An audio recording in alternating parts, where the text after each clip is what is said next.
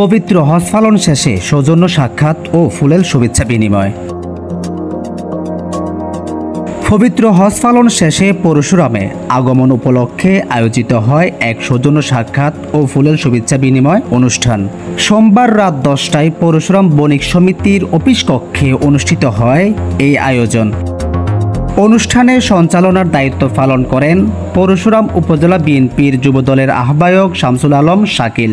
প্রধান মেহমান হিসেবে উপস্থিত ছিলেন বিএনপির কেন্দ্রীয় নির্বাহী কমিটির সদস্য ও পরশুরাম পৌরসভার সাবেক মেয়র আবু তালেব, পৌর বিএনপির আহ্বায়ক কাজী ইউসুফ মাহফুজ, পৌর বিএনপির সদস্য সচিব মাহবুবুল হক মাবু, উপজেলা বিএনপির যুগ্ম আহ্বায়ক বাহারউদ্দিন সর্দার, পৌর বিএনপির যুগ্ম আহ্বায়ক আবু ইউসুফ বুনিয়া রাজন, পৌর যুবদলের সিনিয়র যুগ্ম আহ্বায়ক মিসফাকুস সামাদ রনি, উপজেলা বিএনপির সাবেক সদস্য সচিব কবির উদ্দিন, বিশিষ্ট ব্যবসায়ী দাউদ ও রফিকুল আলম, পরশুরাম বণিক সমিতির ভারপ্রাপ্ত সভাপতি দাউদ, সাবেক ছাত্রনেতা সিরাজউদ্দিন ও মহিউদ্দিন প্রমুখ। আজকে এখানে যে বণিক সমিতি নিয়ে বিভিন্ন কথা এসেছে, আমি এখানে রাজনৈতিক বক্তব্য দিতে চাই না, তবে তুমি বলে আজকে যে এই সমিতির অফিসে বসে আমরা কথা বলছি, এই ভবনটি কিন্তু আমাদের হাতে হয়েছে।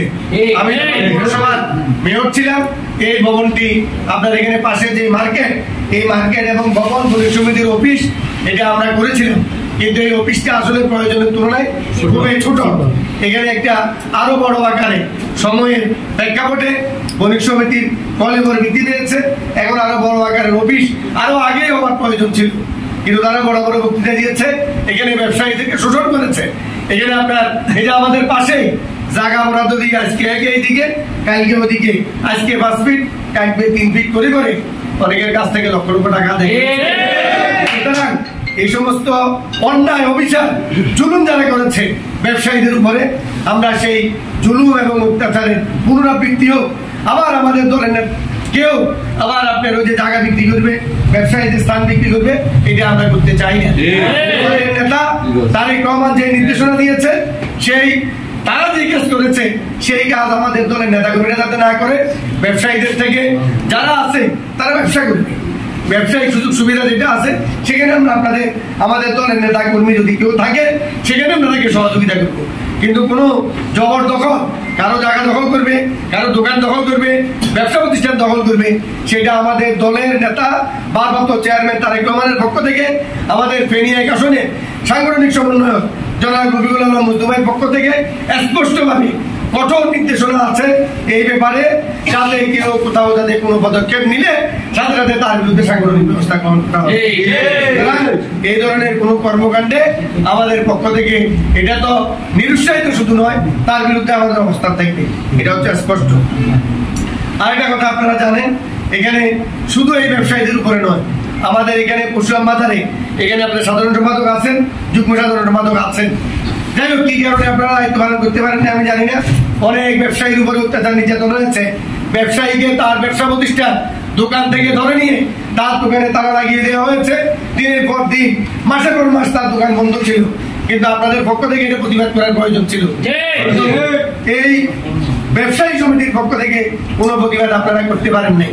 আপনারা অনেক এই যে হাসপাতাল রোডে, পরশুরাম বাজারে, পুরান স্টেশন রোডে, আপনার বিভিন্ন জায়গায় উত্তর বাজারে আপনার অনেক ব্যবসায়ীকে ধরে তার দোকান থেকে ধরে নিয়ে আপনার নির্যাতন করে পুলিশের কাছে দেওয়া হয়েছে, হাসপাতালে পাঠিয়ে দেওয়া হয়েছে, অনেকে চিকিৎসাও নিতে পারেনি। কিন্তু সেখানে একজন ব্যবসায়ী হিসেবে প্রকৃত সমিতির পক্ষ থেকে অন্তত কিছুটা সিম্পেথি, সহানুভূতি তার প্রতি, এটা কোনো কার্যক্রম আপনার এই সমিতি রাখে নাই। এটা যদিও আপনারা মনে কষ্ট নেন, বাস্তবতা হলেও সত্য। অনেকের এখানে ব্যবসায়ীদের রক্তে পরশুরাম বাজার রঞ্জিত হয়েছে। ফার্মেসি সমিতি আছে একটা, কিন্তু অনেক ফার্মেসি তার দোকান থেকে তাকে ধরে এনে নির্যাতন করা হয়েছে। ফার্মেসি সমিতি কোনো কার্যক্রম করে নাই, ব্যবসায়ী সমিতি কোনো কাজ করে নাই। সুতরাং আমার কথা হচ্ছে, ব্যবসায়ী সমিতি আজকে যদি বিএনপি ক্ষমতায় আসে, যদি বিএনপির কোনো নেতা কর্মী যদি অন্যায়ভাবে কোনো ব্যবসায়ীর উপর অত্যাচার করে, সেটা আপনারা প্রতিবাদ নাই। আপনার এই সমিতি করে লাভ কি? সমিতি করলাম, কিন্তু ব্যবসায়ীদের কল্যাণে সেই সমিতি কাজে লাগলো না। আপনার ওই যে সন্ত্রাসীদের লেজুর ভিত্তি করলে তাহলে এই সমিতি দিয়ে গেলাম।